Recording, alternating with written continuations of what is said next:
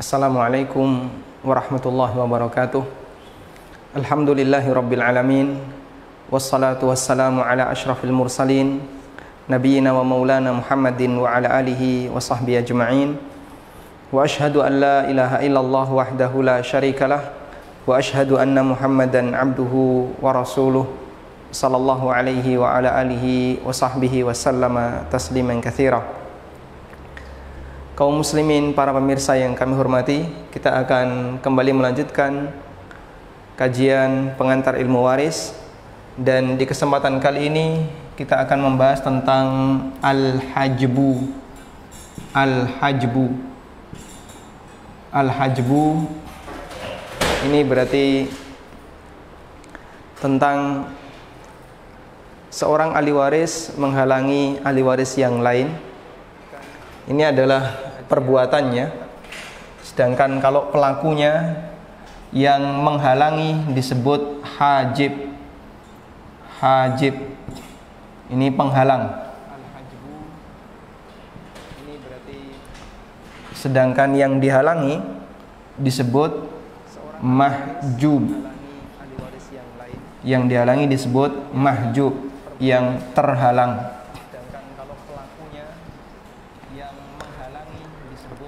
Kenapa ada penghalang dan terhalang seperti ini?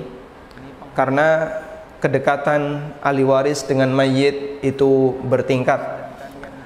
Yang dekat dia bisa menghalangi yang jauh, dan sekelompok ahli waris bisa menghalangi ahli waris yang lebih jauh.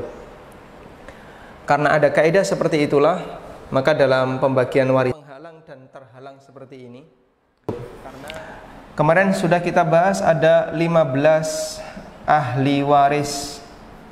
15 ahli waris dari kalangan lelaki dan 10 ahli waris dari perempuan. Jadi yang kita sebutkan 15 dan 10 itu adalah total nama atau total ahli waris yang dia berpeluang untuk mendapatkan warisan. Tapi kalau mereka berkumpul semuanya nggak dapat, tidak semuanya dapat ya. Ada yang dapat, ada yang tidak. Kenapa? Karena ada yang terhalangi dan ada yang menjadi penghalangnya. Ada hajib dan ada mahjub. Baik. Sekarang kita akan lihat pembagian hajib dulu, pembagian halangan. Jadi penghalang itu dibagi menjadi dua. Al-hajbu bil wasfi, penghalang karena sifat. Penghalang karena sifat. Yang kedua adalah al-hajbu bisyakhsi, penghalang karena keberadaan ahli waris yang lain. Keberadaan ahli waris yang lebih dekat.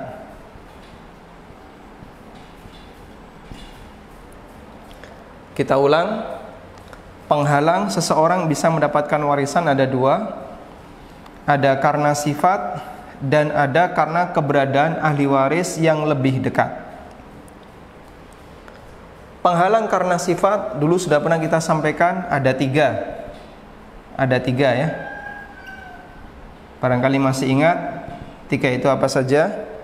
Tiga itu adalah, yang pertama perbedaan agama, yang kedua karena dia sebagai pembunuhnya, yang ketiga karena ahli waris atau orang yang atau si mayit adalah budak, karena perbedaan status antara yang merdeka dengan budak. Baik, ini sudah pernah kita bahas, dan kalau dia terhalang karena sifat, maka dia halangannya total, terhalang total, tidak mendapatkan sepeser pun. Dulu sudah pernah kita bahas ini. Karena itu bagian ini tidak kita bahas di kajian seputar al-hajbu, karena dia sudah dibahas di pembahasan sebelumnya yang dikasih judul oleh para ulama dengan mani'ul irthi. Mani'ul irthi, penghalang terjadinya hubungan pewarisan, yaitu terjadi karena adanya tiga sifat yang menyebabkan seseorang tidak mendapatkan jatah warisan sama sekali. pembunuhan, beda agama, dan karena beda status, yang satu budak, yang satu orang yang merdeka. Baik, terus pembahasan al-hajbu ada di mana? Ada di poin yang kedua, yaitu karena keberadaan ahli waris yang lebih dekat. Ada 15 ahli waris, dan yang laki-laki dan 10 yang perempuan, satu sama lain bisa saling menghalangi sebagaimana aturan yang ditetapkan dalam syariat kita. Baik, kemudian kita fokus ke bagian yang kedua, yaitu penghalang bisyakhsi, penghalang karena keberadaan ahli waris yang lebih dekat. Pembagiannya seperti ini ya.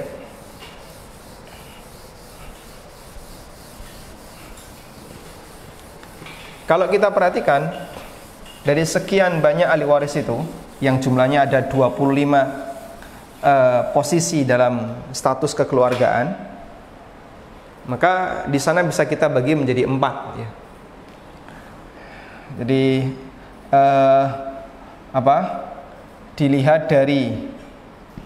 dilihat dari potensi halangan, potensi saling menghalang, gitu aja ya. Dilihat dari potensi saling menghalang, saling menghalangi, halang menghalang atau halang menghalangi. Dilihat dari potensi saling menghalangi, maka ahli waris ada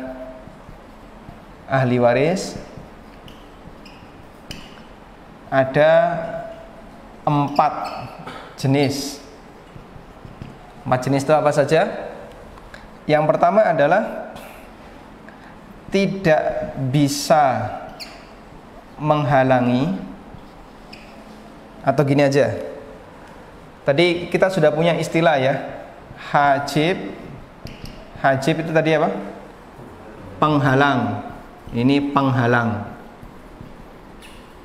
Yang kedua, mahjub. Kalau mahjub, terhalang, yang dihalangi. Hajib penghalang, mahjub yang terhalangi. Tolong dihafalkan ini.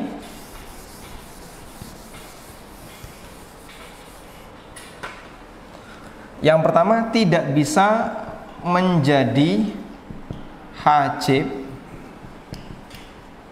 maupun mahjub.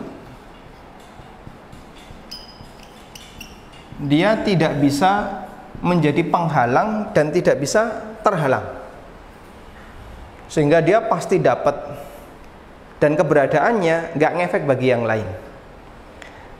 Maka mau hadir siapapun, adanya orang ini tidak akan memberikan pengaruh. Mereka adalah suami dan istri. Posisi dua manusia ini disendirikan, maka dia tidak menghalangi siapapun yang ada di sekitar mayit, baik saudaranya, pamannya, dan seterusnya. Karena itu kalau misalnya ada orang yang meninggal, si A meninggal, ahli warisnya suami dan paman, suami dan paman. Maka suami dapat berapa? Di sini nggak ada anak. Fokus saja dengan apa yang ada di sini. Ahli waris yang lain siapa aja? Nggak ditanya ya. Fokus saja kepada kasus yang sudah tersedia. Suami dapat setengah. Kenapa? Karena si A ini nggak punya anak. Paman dapat sisa. Kalau di sini nggak ada paman, adanya anak paman gimana? Ya nanti anak paman dapat sisa. Karena dia, keberadaan suami ini tidak memberikan pengaruh kepada ahli waris yang lain. Baik, maka ada suami, ada istri, tidak memberikan pengaruh kepada keberadaan saudara-saudaranya mayit, karena dia disendirikan. Baik, yang kedua, bisa menjadi hajib. Bisa menjadi hajib. Saya kasih garis bawah hajib. Hajib bisa menjadi hajib namun tidak bisa menjadi mahjub, tidak bisa mahjub. Dia bisa menghalangi, tapi dia nggak bisa dihalangi. Contohnya siapa? Contohnya adalah anak laki-laki, ibn. Contoh yang lain, ayah. Contoh yang lain, ibu. 3 orang ini dia bisa menjadi hajib, tapi nggak bisa jadi mahjub. Hajib bisa, mahjub dia nggak bisa. Sehingga dia pasti selalu dapat, dan bahkan bisa menghalangi ahli waris yang lain. Ibn, anak laki-laki, ayah, dan ibu. Jenis yang ketiga, kebalikan dari yang pertama, tidak bisa menjadi hajib, tapi bisa mahjub. Tidak bisa menjadi hajib, tapi bisa mahjub. Contohnya siapa? Dia bisa dihalangi, tapi dia nggak bisa menghalangi. Contohnya nenek misalnya ya. Nenek bisa dihalangi ibu, tapi nenek tidak bisa menghalangi yang lain, baik nenek dari bapak maupun nenek dari ibu. Contoh yang lain apa? Contoh yang lain, saudara seibu, dia bisa mahjub, tapi dia nggak bisa jadi hajib. Jadi keberadaan dia dengan saudara-saudara yang lain, dengan paman itu nggak ngefek, tapi dia bisa mahjub. Mahjub dengan keberadaan siapa? Dengan keberadaan ini. Ketika ada anak, dia mahjub. Bahkan ketika ada anak perempuan, dia bisa mahjub. Ketika ada ayah, kalau ada ibu nggak mahjub ya. Ketika ada ayah, ada kakek, dia mahjub. Kemudian yang keempat, dia bisa jadi hajib dan bisa jadi mahjub. Jadi berpotensi dua-duanya. Hajib bisa, mahjub bisa. Siapakah mereka? Mereka adalah selain yang tadi kita sebutkan, seperti saudara kandung, kemudian anak dari saudara kandung, saudara seayah, saudara seibu. Saudara seibu ada di sini ya. Kemudian anak-anaknya, anak saudara kandung, anak saudara seayah, paman, anak paman, dan seterusnya. Baik. Anda barangkali kalau harus menghafalkan seperti ini kelihatannya cukup rumit, tapi sebenarnya kata kuncinya itu tetap pada posisi ketika Anda menghafal ada bunuwah, ubuwah, ukhuwah, umumah. Kalau hafal bagaimana siklus ini dan hubungan kedekatan antara ahli waris dengan mayit, maka insya Allah dengan sendirinya kita tahu. Karena intinya adalah yang jauh menghalau yang dekat. Baik. Kemudian secara umum wanita itu tidak bisa menghalangi lelaki. Secara umum wanita tidak bisa menghalangi lelaki kecuali di kondisi tertentu. Nah, kondisi tertentu itu apa? Kondisi tertentu itu adalah ketika di sana ada asobah ma'al ghair. Masih ingat pelajaran kemarin? Asobah ma'al ghair, mendapatkan jatah sisa karena dia dibersamai oleh wanita yang lain. Asobah ma'al ghair itu siapa? Asobah ma'al ghair hanya ada dua. Yang pertama, saudari kandung bersama bersama anak perempuan, bintun bersama bin, atau bersama bintul ibn bersama cucu perempuan dari anak laki-laki. Maka dia bisa mendapatkan asabah ma'al ghair. Yang kedua, saudari seayah bersama bintun atau bintul ibn bersama anak perempuan atau cucu perempuan dari anak laki-laki. Dia bisa menjadi asabah ma'al ghair. Nah, posisi asabah ma'al ghair itu menghalau laki-laki yang lebih jauh. Posisi asabah ma'al ghair menghalau laki-laki yang lebih jauh. Maksudnya gimana, Pak? Laki-laki yang lebih jauh. Kita gambarkan di sini ya.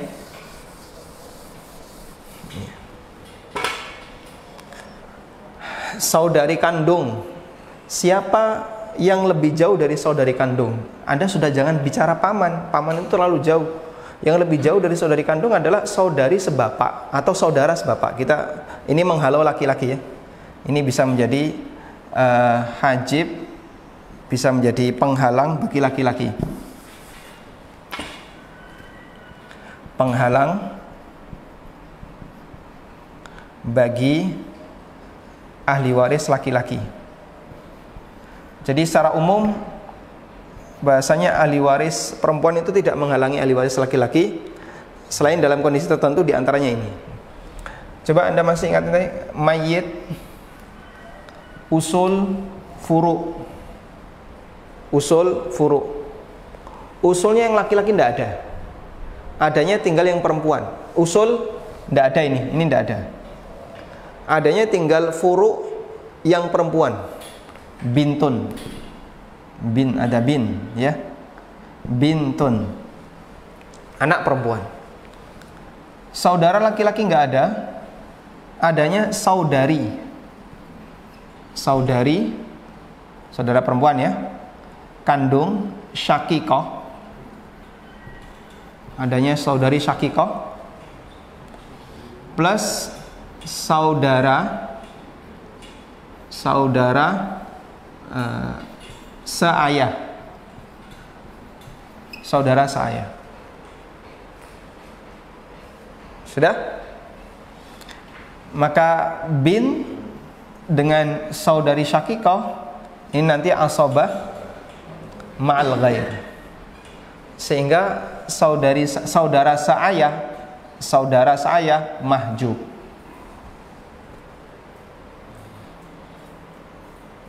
Baik. Saudari seayah. Siapa yang lebih jauh dari saudari seayah? Yang lebih jauh adalah paman. Karena setelah seayah lari ke paman. Yang lebih jauh adalah paman. Sehingga kalau di sini ada saudari seayah, ini tidak ada ya, kasusnya ini tidak ada.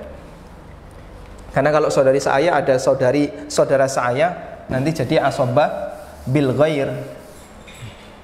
Saudari seayah, kemudian di sini ada paman. Maka keberadaan saudari seayah dengan bin menghalau paman.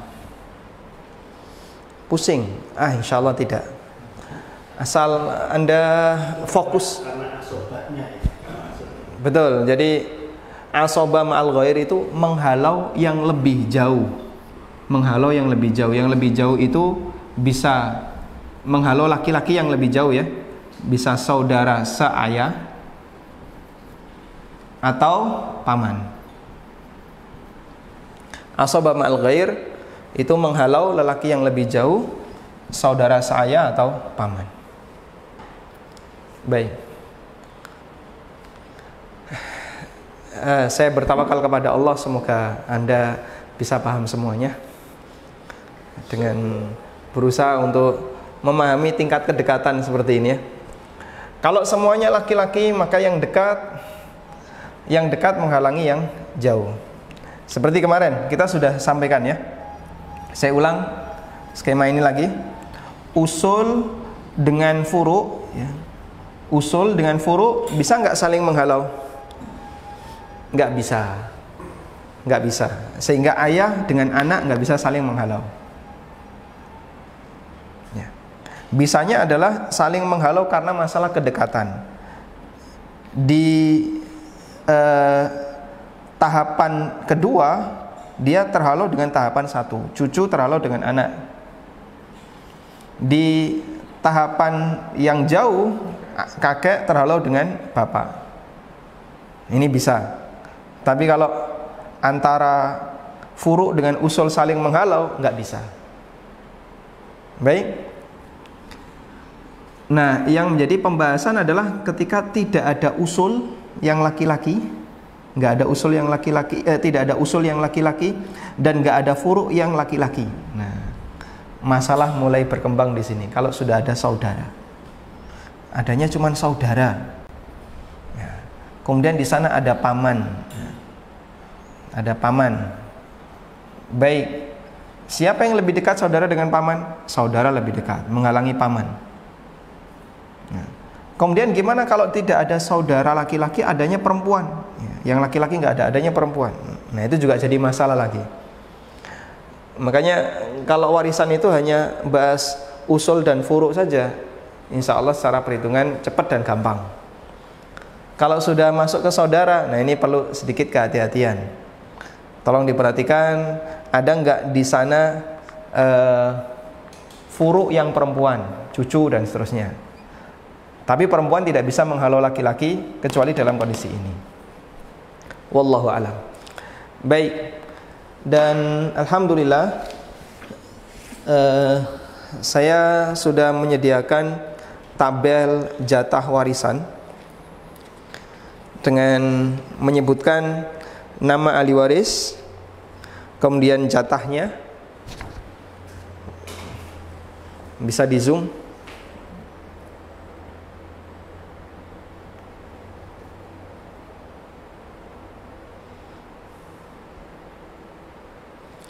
Ada nama ahli waris, kemudian jatahnya, lalu syaratnya. Syarat dia bisa mendapatkan jatah seperti itu bagaimana? Kemudian hajibnya, siapa yang menjadi penghalangnya? Contoh misalnya di sini, ayah dia bisa mendapatkan asobah dengan syarat tidak disebutkan di sini ya. Kalau misalnya mau disebutkan ya, dengan syarat tidak ada anak laki-laki. Penghalang ayah adalah tidak ada ya, kecuali keberadaan anak laki-laki, sehingga dia nggak bisa dapat asobah. Tapi ayah tidak dihalangi secara total oleh anak laki-laki, dan seterusnya. Baik, saya kelupaan untuk memberikan pembahasan ini ya. Jadi hijab bisyakhsi,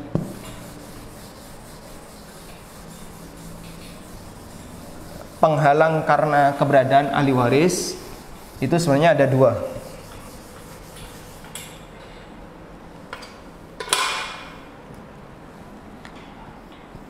Penghalang karena ahli waris ada dua. Ada hijab hurman, ada hijab nukson. Hurman tulisannya gimana? Hurman. Nukson gimana? Hurman. Yang betul hurman. Ganti. Wazannya fu'lan ya. Hijab hurman ini penghalang total.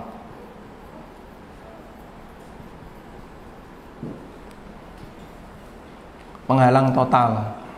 Contohnya Pak, contohnya kakek terhalang ketika di situ ada ayah. Cucu terhalang ketika di situ ada anak laki-laki. Itu namanya hijab hurman. Kemudian hijab nukson, ini bukan penghalang total, tapi dia pengurang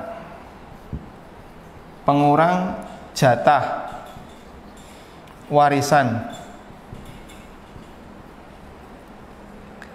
Contohnya ya, suami dia bisa mendapatkan setengah, pilihan yang kedua 1/4. Ini jika mayit nggak punya anak, yang 1/4 jika mayit punya anak. Nah, yang tadi kita sampaikan itu adalah hijab hurman. Kita belum menyinggung hijab nukson. Hijab nukson kembali kepada tadi, keberadaan ahli waris yang mengurangi jatah ahli waris yang lain. Contohnya suami yang awalnya bisa dapat setengah, tapi karena mayit punya anak dapat 1/4. Contoh yang lain, ibu misalnya, atau istri bisa dapat 1/4 atau 1/8. Istri dia bisa dapat 1/4 atau 1/8. Ketika mayit tidak punya anak 1/4, kalau mayit punya anak 1/8. Ibu dia bisa dapat 1/3 atau 1/6. Kalau mayit tidak punya anak dan jumlah saudaranya 1, ya, jumlah saudaranya cuma 1, maka dia dapat 1/3. Kalau jumlah saudaranya ada lebih dari 2 ke atas, dapat 1/6. Atau ketika mayit punya anak, dia dapat 1/6. Nah, rincian ini sudah Allah sebutkan dalam Al-Quran di surat An-Nisa ayat 11-12. Maka sangat penting kalau misalnya Anda belajar warisan, ayat itu dihafalkan, dibaca berulang-ulang, diterjemahkan, terjemahannya dibaca juga, kemudian Anda buat rincian. Menurut ayat ini, ibu dapat sekian jika, ibu dapat sekian jika. Baik. Nah, di tabel ini juga kita sediakan keterangan tentang itu. Ya, misalnya dapat 1/6 jika apa? Bapak bisa dapat 1/6 plus taksib, plus bisa mendapatkan asobah ketika ada syarat tertentu. Nah, di syaratnya inilah kami sebutkan ketentuan hijab nukson. Baik, tabel ini belum bisa kita bagikan karena kalau sebatas membaca tabel tapi kalau tidak tahu teorinya dan pengantarnya sama saja. Saya kira juga susah untuk bisa dimengerti dan dipahami. Sehingga sebenarnya yang lebih mendasar bukan mendapatkan tabel seperti ini. Yang lebih mendasar adalah Anda mengikuti alur beberapa pelajaran yang kemarin sudah kita sampaikan.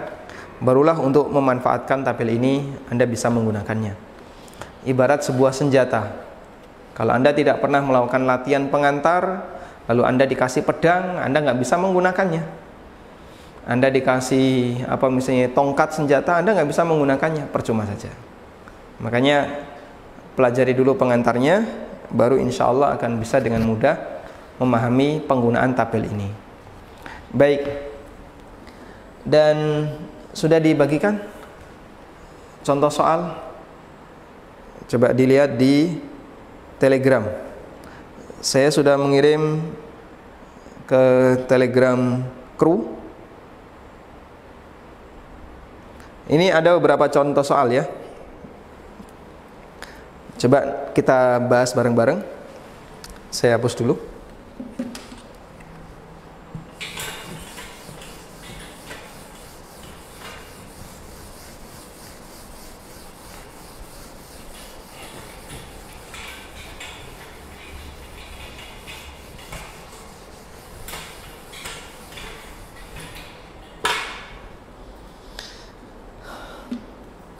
Ada sebuah keluarga tanpa anak. Ketika si A meninggal,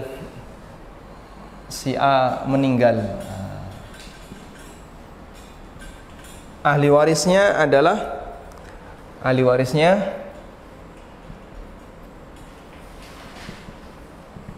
suami, kemudian anak perempuan. Saya langsung gunakan istilah begini aja ya, bintun, biar lebih ringkas. Saudara seibu, saudara seibu, berarti apa? Akhun li saudara seibu, akhun li kemudian ibu, lalu paman dari bapak, am. Baik, pertanyaannya, siapa yang mahjub dan siapa hajibnya? Siapa yang mahjub, siapa hajibnya? Tidak semua istilah ini saya terjemahkan ke dalam bahasa Arab. Seperti suami sudah ringkes, maka saya tulis saja suami. Ayah enggak saya terjemahkan karena dia sudah ringkes. Ibu, saya biarkan jadi ibu. Tapi kalau saudara laki-laki seibu, nah biar lebih ringkes gini aja. Paman dari bapak, am, ya, biar lebih ringkes. Baik, siapa yang termahjub dan siapa yang menjadi hajib? Yang mana yang termahjub?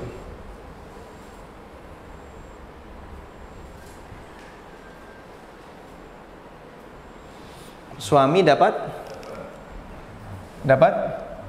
seperempat, ya. Suami dapat,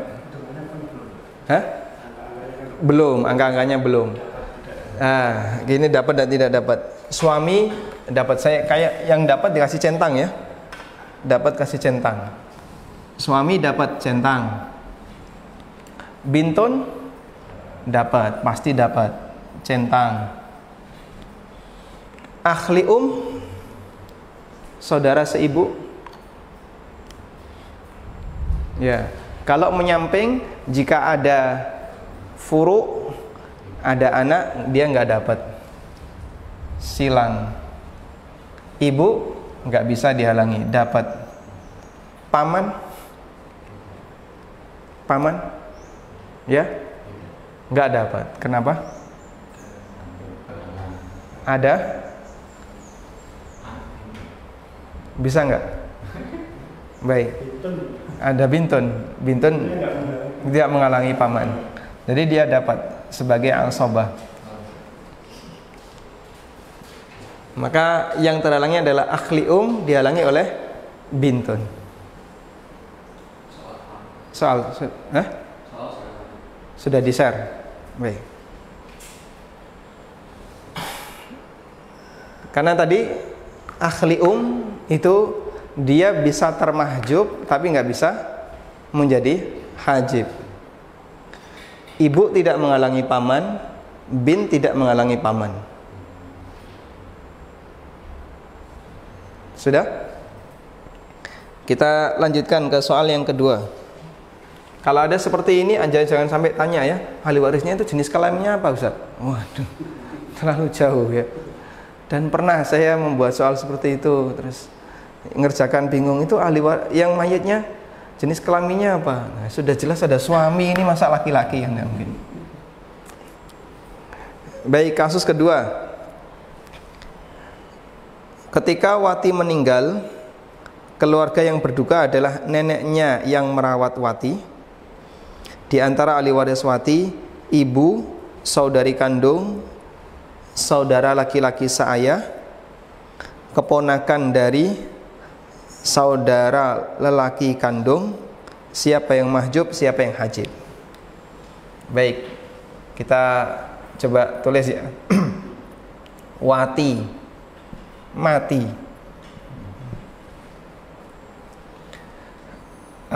keluarganya, bukan ahli warisnya ya. Keluarganya siapa saja? Pertama, nenek yang merawat Wati. Yang kedua, ibu. Yang ketiga, saudari kandung. Saudari kandung, gimana? Ukhtun syaqiqah. Panjang. Saudari kandung, lebih pendek ya sebenarnya. Ukhtun syaqiqah. Kemudian saudara laki-laki seayah.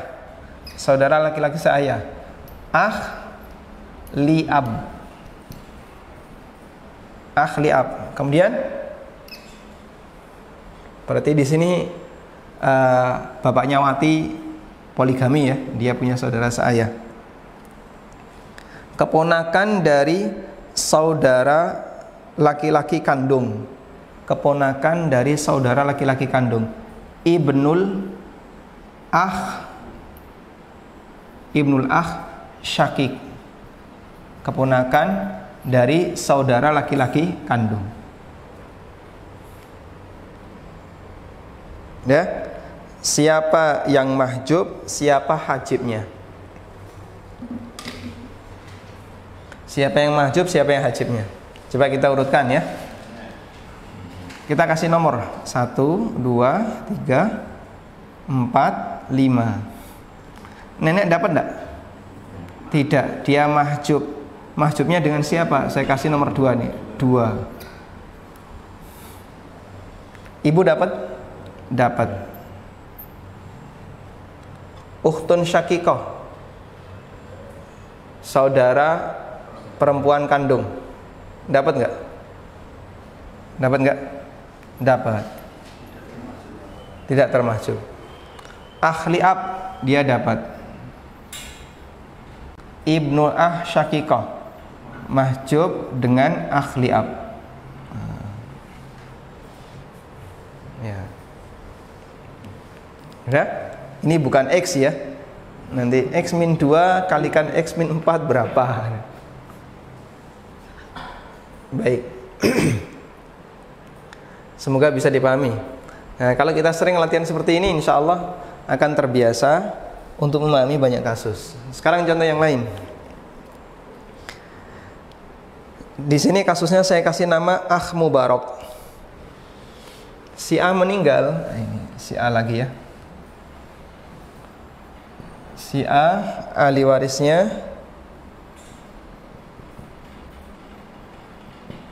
ahli warisnya 1, 2 anak perempuan, 2 anak perempuan.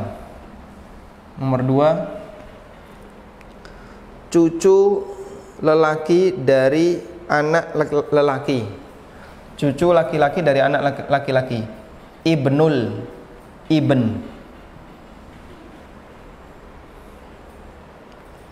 dan cucu perempuan dari anak lelaki, cucu perempuan dari anak lelaki. Bintul ibn.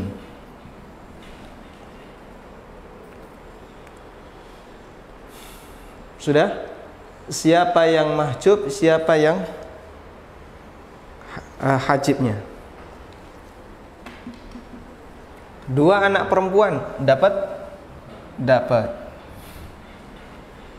2 anak perempuan itu bisa memahjub bintul ibn, bisa memahjub cucu perempuan. Tapi karena ada ibnul ibn, maka ini terangkat menjadi asobah bil ghair, sehingga di sini menjadi asobah bil ghair. Dia menjadi asobah karena keberadaan yang lain, sehingga ibnul ibn jadi asobah, ini ikut jadi asobah dengan keberadaan yang lain. Nah, para ulama mengatakan andaikan nggak ada ini, maka bintul ibn mahjub dengan nomor 1. Tapi karena ada ibnul ibn, cucu laki-laki dari anak laki-laki, maka 2 ini terangkat dan dia jadi asobah bil ghair.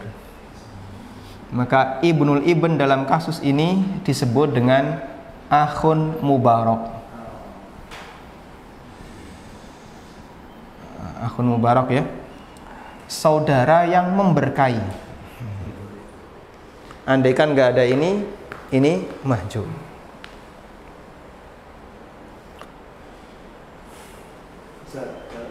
Kasus tadi yang nomor 2 tidak ada. Nomor 2 ini? Tidak ada. Ini? Sisanya kembali ke 2 anak perempuan.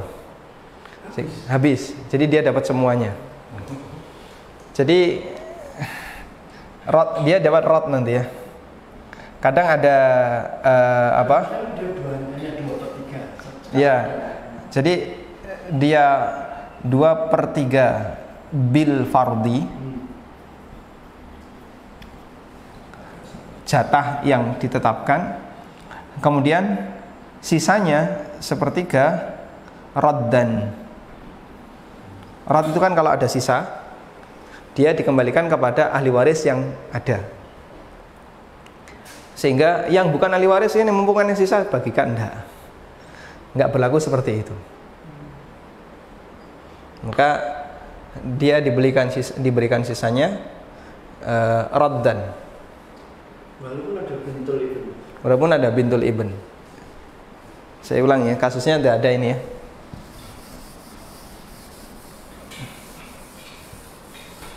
Si ahli waris meninggal, lalu yang mendapatkan ahli warisnya adalah 2 anak perempuan dan cucu perempuan dari anak laki-laki, bintul ibn. Ini nggak dapat. Ini termahjub dengan nomor 1. Dia terhalang dengan nomor 1. Walaupun ada sisanya. Ini dapat berapa? Ini berdasarkan teks Al-Quran dapat 2/3.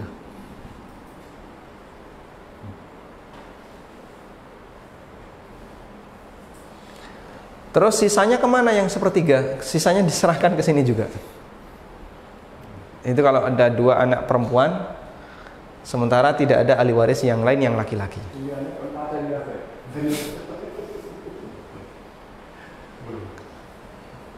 Kalau ada ini, misalnya yang ketiga ada akh syakik, saudara laki-laki. Nanti ini dapat sisanya.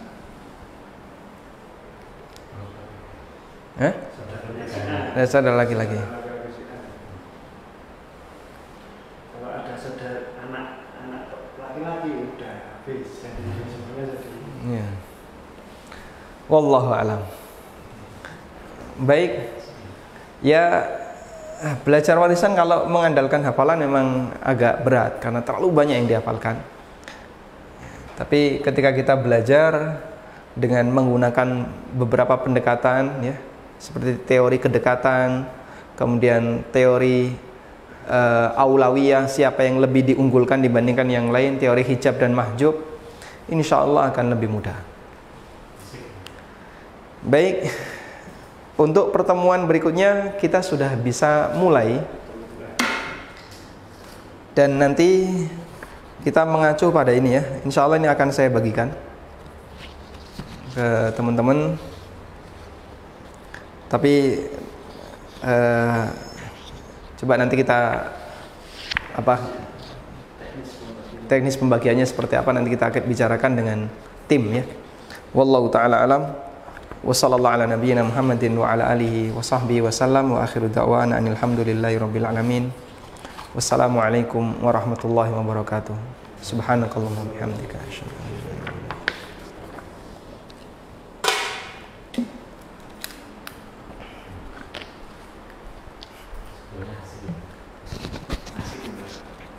Asik.